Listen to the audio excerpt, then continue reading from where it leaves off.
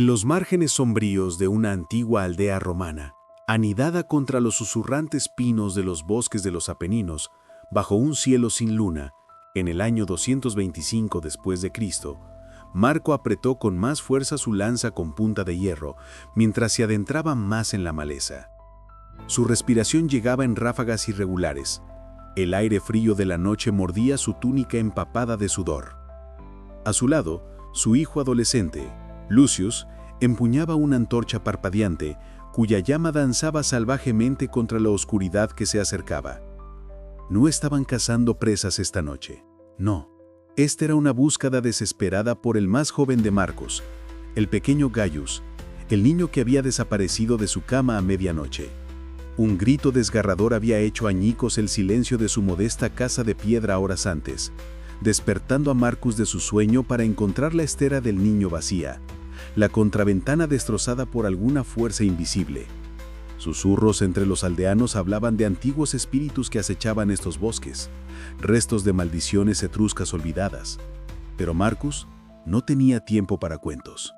Con un grupo reunido apresuradamente, un sacerdote desgastado llamado Padre Tertuliano, aferrando una cruz de madera grabada con símbolos cristianos primitivos, y una mujer robusta llamada Claudia, la herbolaria del pueblo, armada con manojos de hierbas inspiradas en el Malleus Maleficarum, como ruda y verbena, se lanzaron al bosque, con los corazones latiendo con el terror crudo de lo desconocido.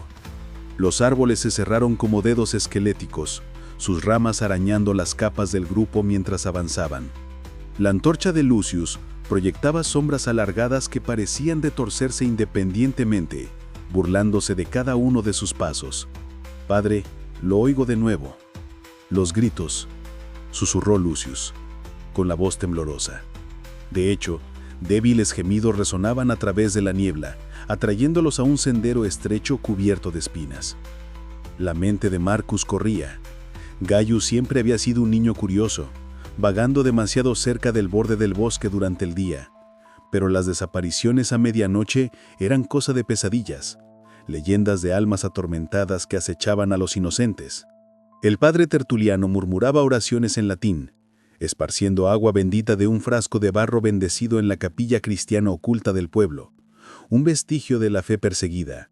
«El Señor protege a los fieles», entonó, pero sus ojos se movían nerviosamente, traicionando el miedo que carcomía su alma. A medida que se profundizaban, el primer giro golpeó como una serpiente venenosa. Una ráfaga repentina atravesó el dosel, apagando la antorcha de Lucius en un siseo de humo. La oscuridad los engulló por completo, y en ese vacío, una figura sombría se materializó en el borde de su visión.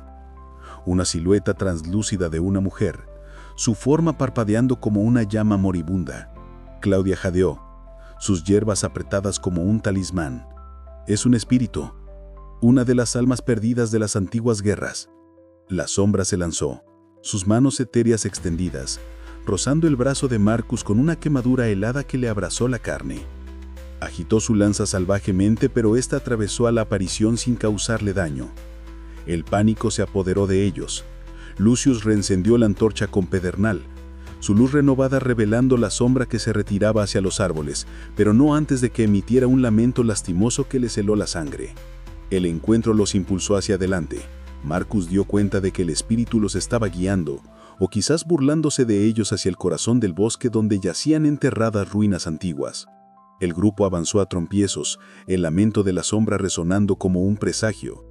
Claudia distribuyó ramitas de verbena, instruyéndoles a masticar las hojas amargas para protegerse contra fuerzas malévolas, basándose en textos prohibidos de contrabandeados desde tierras lejanas. «Estas hierbas ahuyentan a los impuros», instó, su voz firme a pesar del temblor en sus manos. El padre Tertuliano bendijo cada una con un chorrito de agua bendita, formando un ritual improvisado de supervivencia. El camino se estrechó hasta convertirse en un desfiladero, donde el aire se espesaba con el olor a tierra húmeda y descomposición. Lucius, explorando adelante, de repente se congeló. «Miren, huellas, pequeñas, como las de gallos». Pero mientras la seguían, estalló el segundo conflicto. Una tormenta feroz descendió sin previo aviso, el trueno retumbando como la ira de los dioses. La lluvia caía en torrentes, convirtiendo el suelo en barro que se aferraba a sus sandalias. Los relámpagos iluminaban el bosque en destellos intensos, revelando vislumbres de más sombras. Niños fantasmas, con ojos vacíos, rodeando al grupo como predadores. Un relámpago alcanzó un árbol cercano, astillándolo con un estruendo ensordecedor. Astillas volaron, y Claudia gritó cuando una rama le rozó el hombro, sacándole sangre. Los fantasmas se acercaron, susurros que se convirtieron en gritos, súplicas agonizantes de ayuda que imitaban la voz de Gaius. «Papá, ayúdame». La ilusión se estaba desmoronando.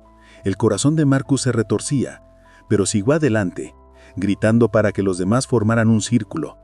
«Protéjanse unos a otros, como las legiones, espalda a espalda». Se acurrucaron, el padre Tertuliano levantando su cruz en alto recitando ritos de exorcismo que mezclaban fervor cristiano con encantamientos paganos. El agua bendita chisporroteaba al encontrarse con la lluvia, creando una débil barrera de vapor que repelía al fantasma más cercano. Lucius, alentado por la orden de su padre, empujó su antorcha hacia adelante, la llama asfixiando contra la lluvia torrencial. La furia de la tormenta parecía alimentar a los espíritus, pero su táctica de caza en grupo se mantuvo.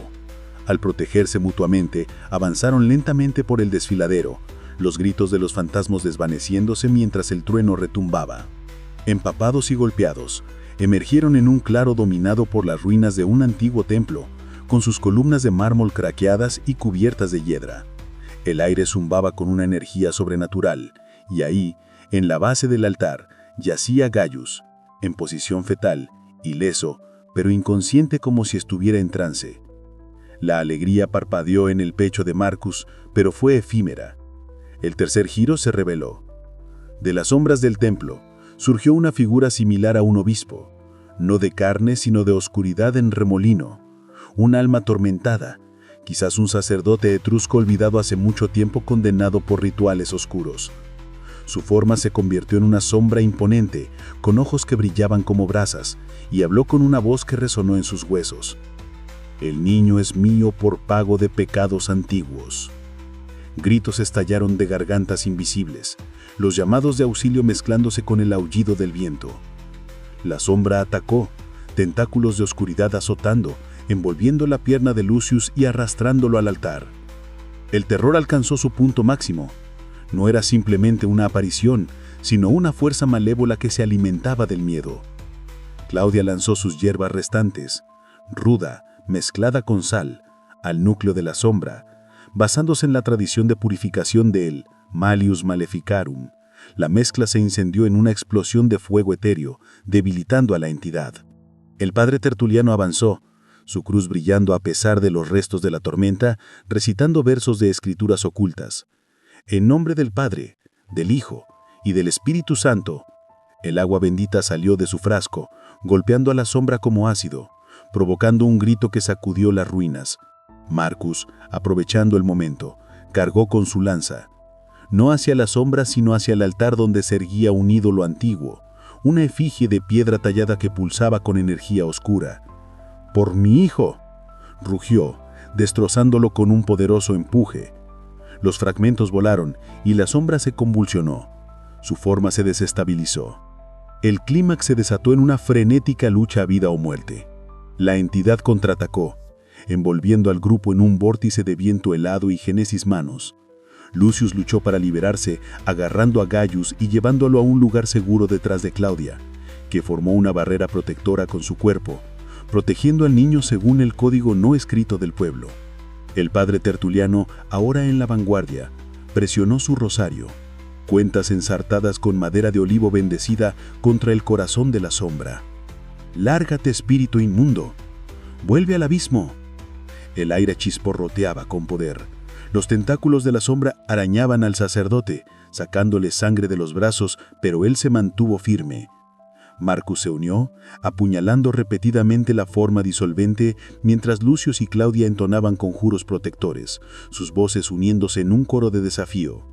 La lucha tambaleaba al borde. La muerte acechaba mientras el agarre de la sombra se apretaba, drenando su fuerza. Pero en un último y desesperado impulso, el padre Tertuliano arrojó lo último de su agua bendita, combinada con las hierbas de Claudia, directamente en la boca de la entidad. Una luz cegadora estalló, la sombra implosionando con un alarido tronador que resonó por el bosque. Las ruinas temblaron, las piedras desmoronándose mientras el alma atormentada se disipaba en volutas de oscuridad, desterrada al vacío que la había engendrado. El silencio cayó, roto solo por el murmullo de la lluvia que se desvanecía. Gaius se movió, sus ojos parpadeando abriéndose, inocentes e inmaculados. «Papá», murmuró, extendiendo la mano a Marcus. El alivio los envolvió como una marea purificadora. Marcus levantó a su hijo, las lágrimas mezclándose con la lluvia en su rostro, el peso de la supervivencia levantándose de sus hombros. Lucius los abrazó a ambos, su cuerpo juvenil temblando de sollozos de liberación. Claudia vendó las heridas del padre Tertuliano, sus manos ahora firmes, una sonrisa tranquila rompiendo su agotamiento.